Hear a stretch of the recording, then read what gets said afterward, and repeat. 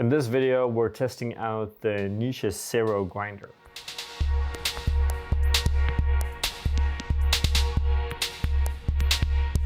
Welcome, my name is Patrick Rolf and this is Coffee with April. For this episode, we're testing out a grinder that you guys have been asking about for quite some time now. It's the Niche Zero grinder, and it's by no means a new grinder. It's been around for quite some time. I remember many years back being in Shanghai, pushing out quite a lot of filter coffees using this grinder when it was kind of brand new. We borrowed it from actually a regular here in the store, which is kind of cool. He was kind enough to just kind of let us play around with it for a while, and we have. Any kind of normal conditions, what we've done is trying to dial in a recipe that is done perfect for our April Brewer. And whenever we do this, we keep our kind of classic 12 to 200. We keep our pouring structure the same as well. The point is really to figure out how well is this grinder performing in that kind of set structure, right? So is it compatible with the April Brewer? Now, a few things with the grinder, kind of easy to use, RPM of about 1500. A bunch of different settings. We should pitch that it goes all the way to espresso up until filter coffee. And the way that we dialed this in now is that we looked at the average micron size that we use using our other grinders. And then we try to kind of replicate that micron size on this grinder. That was a little bit of a challenge, and we get back to why later, right? Initially, what we should say is that what's interesting here, good or bad, is that it's producing a lot more fines than what a traditional filter grinder would do, right? So in terms of us brewing coffee, it's definitely changing a little bit what comes out and how that coffee tastes in terms of structure, but we'll also talk more about that later on. So all in all, it's pretty interesting. It's kind of easy to use, nothing too complicated, right? So what we're gonna do is just brew the coffee, talk a little bit about it, and you can kind of see the grinder in action. It has a nice little kind of safety lock here, so you can't actually grind without it being locked, which is kind of smart. And then we go for it.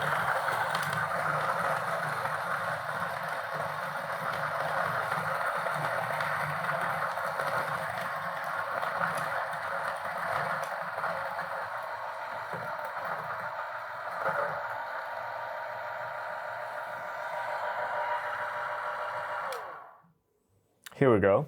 So, I mean, it's not a fast grinder. Let's be clear about that. It's also not a slow grinder. Like the Wolf Uniform would probably be slower, right? But one of the interesting things is that what people then pitch with slower grind size is that you have a higher uniformity. And with this grinder, that's not really the case. This grinder really on any grind size is very fine heavy, a lot more than any other grinder. Also, what's kind of interesting, we have to take a closer look at the grinder to see this, is that we actually couldn't find a grind size within the official dial, basically 0 to 50, that actually worked. So we were looking for a micron somewhere around 740, 730, which is what we would normally do. And the only way to do that was to go basically outside of the 50 range, somewhere to the kind of edge of the lid of the grinder, to be able to kind of find a grind size that represented what we were looking for. So that's obviously a little bit complicated. So basically, if you go all the way to 50, your micron will be around 500, which we still actually consider to be quite fine when it comes to filter coffee brewing.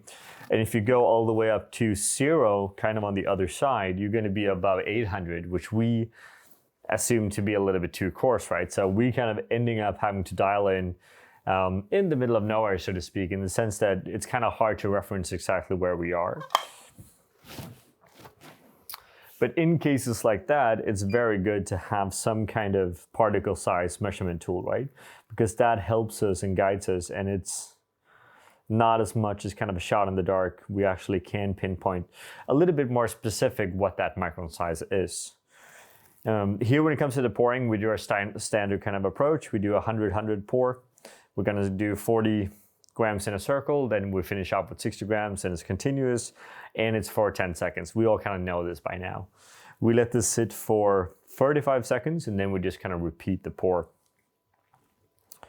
And the coffee that we're using today is a special little lot of 12 kilo Pacamara processed as a lactic anaerobic from our friends at Pircocaya in Ecuador.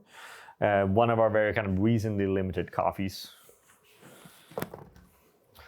And as always, when we brew any kind of anaerobic coffees, you tend to kind of have to go a little bit finer because the flow rate is so fast.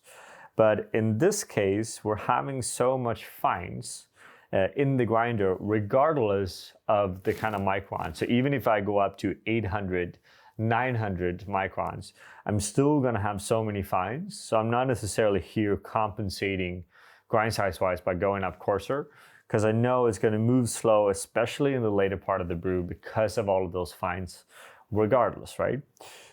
Specifically, grind size here is that we're at 729 microns, right? And again, I can't really reference where on the grinder that is. We obviously will show you in the video, but it's a little bit of a tricky one, right?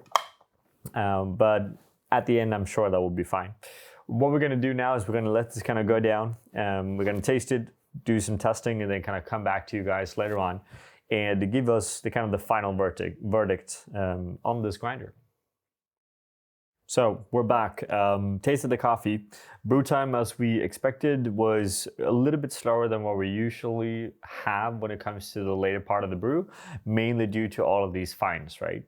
Did the coffee taste good? Yes, it did. Is it a little bit conflicting the cup? Yes, it is.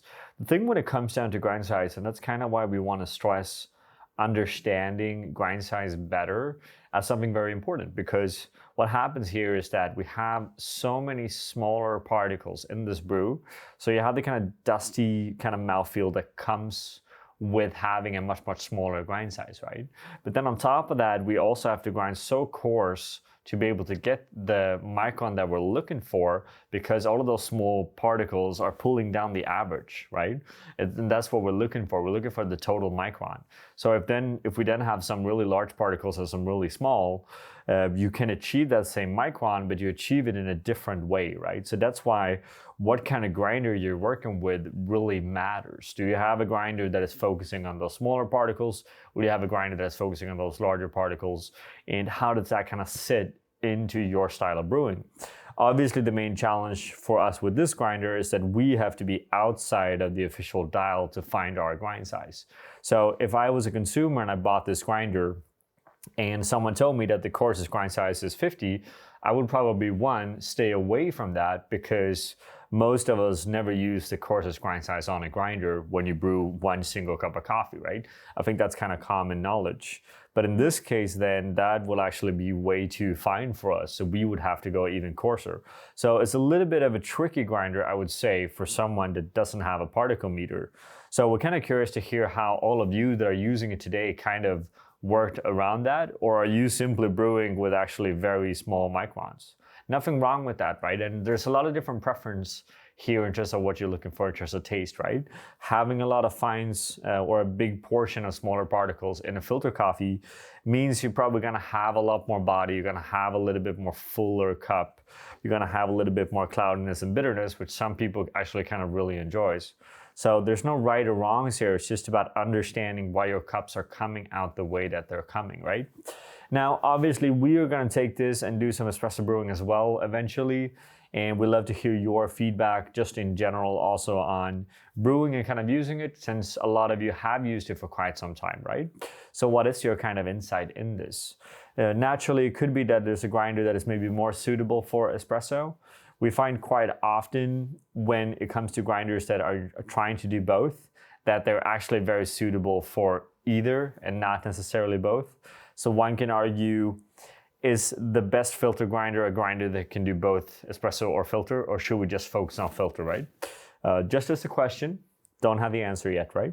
Now, another thing that this grinder pitched was that it's a zero retention grinder, right? I believe that was one of the main kind of pitches. Now, obviously, a zero retention grinder doesn't exist. You can't grind coffee without producing or getting some of that portion of coffee stuck, right? Even though we maybe don't have good enough scales to measure it.